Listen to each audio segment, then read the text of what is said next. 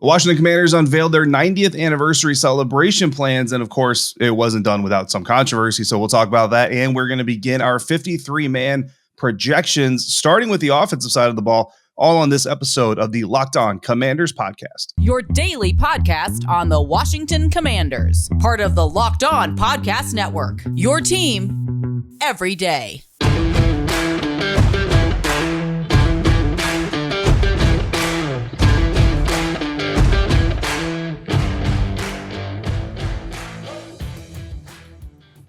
Welcome in, Commanders fans, to the Locked On Commanders podcast, part of the Locked On Podcast Network, your team every day. We are your daily podcast covering the Washington Commanders, and we are free and available on all platforms. And we thank you for making us your first listen or your first view of the day, whether you're joining us on audio, YouTube, or on the WUSA 9 Plus app. Your CBS affiliate in Washington, D.C. has a new streaming app that is a game changer for local news and sports in the DMV. Just download the WUSA 9 Plus app now for your Roku or Amazon Fire TV stick. I am David Harrison, writer for Sports Illustrated's Fan Nation, covering your Washington Commanders. And my co-host, Chris Russell, the Rooster, is one half of the Russell and Medhurst show on the Team 980. You can find them there live Monday to Friday, 9 a.m. to noon, or anytime, along with this show on the Audacy app. When we're not there or here, you can find us on Twitter at dharrison82, at WrestleMania621, and at LO Commanders. Absolutely, David. And Commanders fans, again, we thank you for making us your first listen and your first view of the day. Today's episode brought to you by our friends at BetOnline. BetOnline has you covered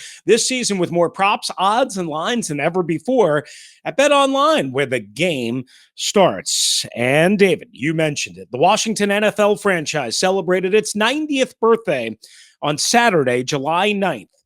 They started as the Boston Braves. They are now the Washington Commanders. Many names in between, many controversies and chaos, and many successful moments. In the process, they unveiled a 90th anniversary set of patches that are going to be on uniforms this year. Many of you have seen them already. We'll put them up on Twitter and all that stuff at LO Commanders. They have different patches in black, burgundy, white, gold that are diamond shaped. Basically look like your, traditional baseball diamond, for lack of a better term. They look pretty cool, I got to say. The team is also asking for fans to vote for which 10 players will be added to the current 80 greatest list that make up the 90 greatest Washington NFL franchise players. They're asking you to do so at commandlegacy.com. The new members will be revealed at some point during the 2022 season, David. The problem is that's where the controversy starts. Yeah. The choices. Let me just run through a bunch of the bigger names that our fans are going to recognize and have a connection to. Kirk Cousins, D'Angelo Hall, Champ Bailey, Alfred Morris, Mike Sellers, Stephen Davis, Ryan Kerrigan, Santana Moss, Chris Cooley, London Fletcher, Chip Lowmiller, and then there's a couple of others. 15 total. You need to pick 10 from this list at commandlegacy.com. If you're wondering why we're talking about this, not only because it's what the team wants you to do, but there's an omission to the list, and it's Trent Williams. David, Trent Williams not eligible according to the team for unknown reasons. Is that a major mess up, or is that understandable considering how his time here ended? Listen, when you talk about legacy, right, like history kind of glosses over things. Like, there's people that are already on the list of the top 80 players that had some not so savory moments in their careers. And there's guys that are certainly on this list, of 10 players that you can choose from that, potentially have some flaws. I mean, some fans are going to be loyalists and purists and say, well, like guys like Champ Bailey, you didn't play with Washington for your entire career, so I don't want to add you to that list for whatever reasons. I mean, to me, one of the greatest players to ever play the game. So certainly a deserving of at least, the nomination and all that. I don't look, people who watch this show or listen to the show for a long time know, like, I just joined you last year. This is only my second season covering this team. I'm not really a fan of any one specific NFL team the way that a lot of people are. So that kind of gives me a different perspective on things. I don't think Kirk Cousins did a whole lot to be put on the top 90 of the franchise. Like, this is one of the most storied franchises in the history of professional football. So I feel like there's 90 players probably more deserving than Kirk Cousins, even though while that whole thing was going on, I did believe that the team was not necessarily treating him fairly. With Trent Williams, you kind of talked about it here in the show notes. My first thought was, well, maybe it's because he's still active. But then, like you wrote, I looked at the current list of players, and like you said, Ryan Kerrigan, Kirk Cousins, both still active players for other teams. So it's not that. So it seems very, very personal, and it seems like basically there was a decision made probably by someone who was with the organization when that whole thing went down and said, no, we don't like him, so we're not going to put him on this list. But if you're going to celebrate the entire history of this organization and this franchise, you got to put personal feelings aside. And we just had a press conference with a guy and head coach Ron Rivera where they harped over and over again, not the entire time, but a couple times about how this is a business and there is a business side to these things. Well, the Trent Williams situation, in very large part, is a part of the business side of things. Maybe they feel like it's skirted into the area of personal. Okay, I got it. But Trent Williams, to me, he deserves to be at least nominated. I could see why they wouldn't pick him themselves, but let the fans decide whether or not the way he left is enough to keep him off this list. Yeah. So I covered this entire saga before you joined us because obviously he was traded before then in 2020, day 3 of the NFL draft, Ron's first draft, and then they immediately drafted Sadiq Charles and so on and so forth. Listen, Trent Williams is one of the greatest players I've ever seen. I mean, I covered him from the day he walked in the door. I know Trent pretty well. He's probably angry at something I said because, we just, we don't talk as much as we used to. But I'll say this. I can't get behind this omission. To your point, he let the fans decide. You don't decide. Let the fans decide. Most of Trent's anger with this organization came at Bruce Allen, who is no longer here. Some of it certainly was at Dan Snyder. Dan Snyder also helped him with a life-saving surgery. The interesting part, and many forget this, Ron Rivera very much wanted Trent Williams here. Trent Williams met with Ron Rivera. At one point, everybody was convinced, most people were convinced, that Trent Williams was going to play for Ron Rivera and the Washington NFL franchise once again after holding out for a huge part of the 2019 year and then basically being shelved by Bruce Allen and not paid in 2019. That never happened because Ron Rivera insisted that Trent Williams play under his current contract, at least for some period in time, and Trent insisted that he be guaranteed funds, that he was not guaranteed funds based on his original contract, somewhere like $12.5 million. I understood both sides, but I wonder if this is a Ron Rivera decision. I wonder if this is a Jason Wright decision, or is it simply a Dan and Tanya decision? Because there's no football reason why Trent Williams should not be on this list. Yeah. And think about it, compared to Kirk Cousins, who didn't leave the organization under the best terms either, but Kirk Cousins played it out legally. He did what his collective bargain right is. He was a twice franchised free agent. They couldn't agree to terms on a contract, and he walked away in free agency. He did nothing wrong. Whereas they may view Trent Williams as, you did wrong, not us. Or we both did wrong, but you did more wrong in the end.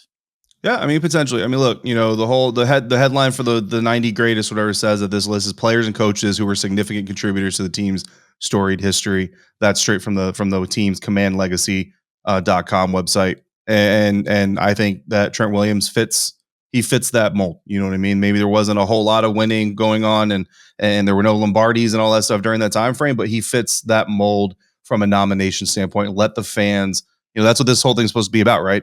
Is fan engagement and fan interaction and fan influence. Well, let the fans decide whether or not Trent Williams is worthy of being on that top 90 list. But Chris, the team is also going to decide who's worthy of being on their 53-man roster at the end of the preseason and training camp. But you and I, because we are all knowing and all powerful, are going to decide before them who is worthy of a 53-man roster spot. And we're going to do so coming up next, thanks to our friends over at betonline.net, your number one source for all your betting needs and sports information. Find all your latest sports developments, league reviews, and news, including everything you need to know about this current Major League Baseball season.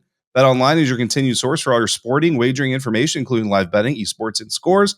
And betonline.net remains the best spot for all your sports scores, podcasts, and news this season. BetOnline.net is the fastest and easiest way to check in on all your favorite sports and events, including MMA, boxing, and golf. So head to the website today or use your mobile device to learn more about the trends and the action at Bet Online, where the game starts. All right, Commanders fans, thanks again for making us your first listen and your first view of the day. All right, so David, let's get into it again. A couple of weeks before training camp. So we're starting early. We're hitting it. And we're going to start on the offensive side of the football in terms of who we think will make the initial, not the final, the initial 53-man roster. And of course, there's all sorts of things that can happen between now and the next couple of weeks. And also, of course, the start of the regular season. But all we can do is take this exercise and see how right or wrong we are ultimately in the end. So we'll start with the quarterbacks. And I think this one, as you've said, in pre-show conversation, pretty easy. I don't think we're going to have any real debate here. Carson Wentz, Taylor Heineke, and Slingin' Sammy Howell, I think all make the 53. I think that's pretty easy to determine. Nobody there is going to get cut based on any reasonable projection we can make.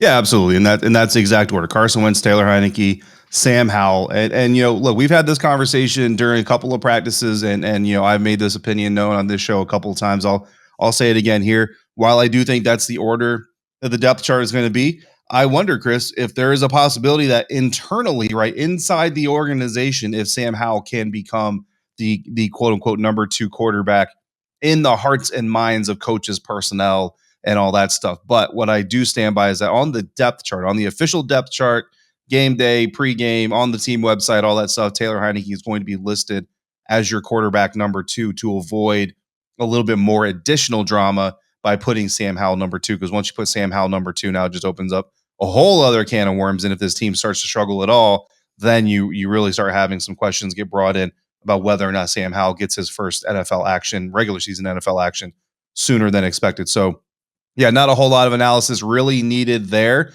but that point, kind of tying that back into segment 1, right? Chris, what are the chances that Ron Rivera gets asked about Trent Williams being left off this vote when training camp comes around? There's enough time, maybe it gets forgotten, but there's also a very good chance that it gets asked. If they put him on the ballot, it's a non-issue, it's a non-question, but now you might have to answer questions about it. So it kind of gives you the aesthetics versus how it impacts real life kind of comparison side by side. Yeah, I think that will be asked. I think it should be asked. I think it's more than fair to be asked. What I don't know if it's fair just to tie back to the quarterback situation is, hey, when is Sam Howell going to be elevated to the number 2? That's not probably fair to Taylor Heineke. That's probably not fair to, really Sam Howell to put those kind of expectations. I still hold true to this, David. The best scenario possible is that we don't see Sam Howell in a Washington Commanders uniform, even on game day, never mind on the field, even on game day, because that'll mean Carson Wentz is healthy the entire year and Taylor Heineke is doing well enough in preseason, training camp, practices, whatnot, to be in uniform and to be one snap away. Yeah, you want Sam Howell in street clothes. You want him on the 53-man roster, but inactive on game day because that means you're carrying 2 quarterbacks, Carson Wentz, Taylor Heineke, absolutely. All right, moving along, running backs. This one might get a little bit interesting, David. I'm going to go with 4 running backs on my list right now as we speak. Antonio Gibson, J.D. McKissick, Brian Robinson Jr., and here's where we might have some debate. I'm not sure, but here's where we might have some debate. I'm going to go with Jonathan Williams over Jared Patterson for my 4th running back on the initial 53. Where are you going? Yeah. So listen, I wrote my roster projections for SI, as you know, that's, where you can check all this stuff out. So it's going to be the same here. I also have 4 running backs, but as I was writing this position group, Chris, I was like, I think Chris is going to go Jonathan Williams. And I wonder, are you going to justify keeping 5 backs? Cause that would be crazy, especially in today's game, even with receiving backs like Antonio Gibson, JD McKissick, and Brian Robinson surely looking like he could be a contributor there. I too have 4. But I think I have the 4 that pretty much everybody kind of expects. I've got Antonio Gibson at the top there, J.D. McKissick listed as the number 2, Brian Robinson Jr. as the number 3, and I do have them taking Jared Patterson in as running back number 4. I think that Jared did enough last year to kind of earn himself a little bit of wiggle room. He's done nothing that I'm aware of anyway, during the offseason, during the early part of the offseason practices here to really kind of diminish that. But to your point, Jonathan Williams, he has looked good, fluid, smooth in his cuts and out of his cuts. Eyes look really solid. So, I mean, it's going to be a battle, I think, there for that number 4 spot.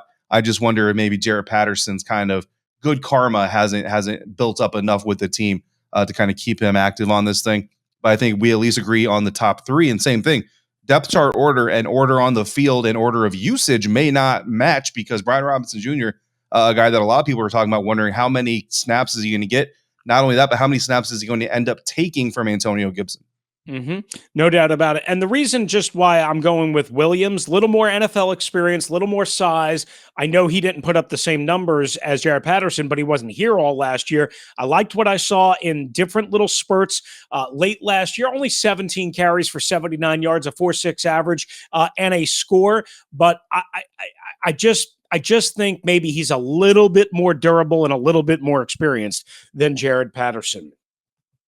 For what the Washington Commanders are probably looking at. All right. The wide receiver position.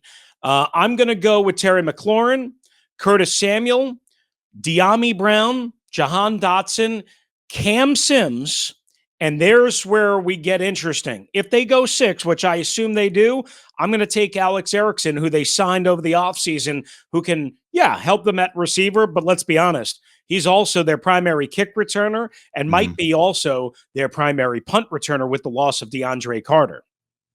Yeah, now I went 7 in the wide receiver group. Okay. So I have a little bit more room to add some guys here. And the reason I went 7, to be quite honest with you, because this is, like you said, that punt returner job is going to influence this, and other special teams guys are going to influence this. Remember, Jahan Dotson was seen fielding punts during the OTA minicamp portion, and the rumor or the reports are that he's going to do so again in training camp. So if he becomes the team's, primary punt returner, maybe that kind of influences things.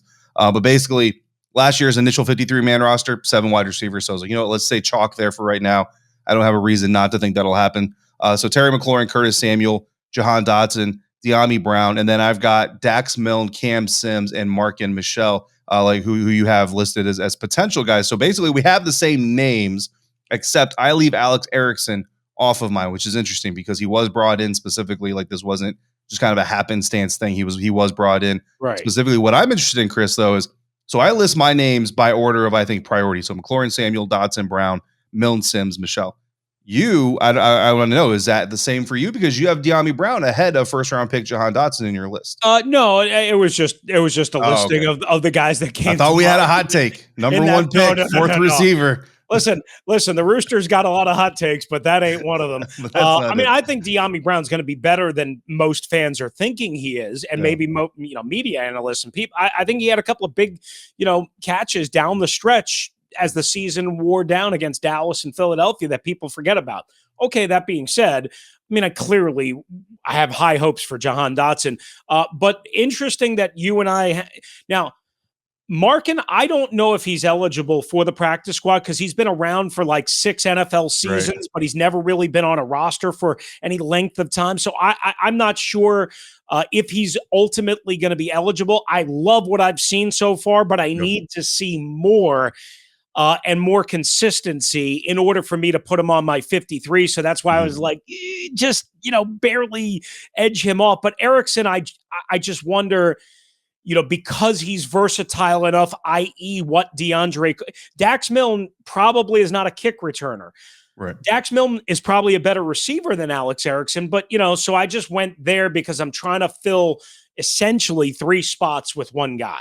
Yeah, absolutely. And look, Michelle and I even wrote it in the column on SI. If you go over there now, by the time this episode airs, it'll be up. You can see that I even put in there my selection of Mark and Michelle, partially because I wanted to get 7 receivers on there because I did want to match the 53-man roster from last year, the initial 53-man roster, and also because of recency bias, right? We've seen him make some splash plays, some really tough catches in double coverage with a defender right on top of him and screaming across the field. And ironically enough, a lot of those passes coming from the arm of Taylor Heineke, deep passes, beautifully dropped, put on the perfect spot. But Mark Michel making some really good impact plays here early on. So if he can keep that going in training camp, this is what every bubble player wants to do, right? Give the team all the reasons in the world to not cut you. You got to make that difficult decision, or that decision even more difficult than it already is. Absolutely. Good stuff there. Coming up, we'll get into the tight ends and the offensive line as time allows. Right here, as we take a look at our initial 53-man projection for the Washington Commanders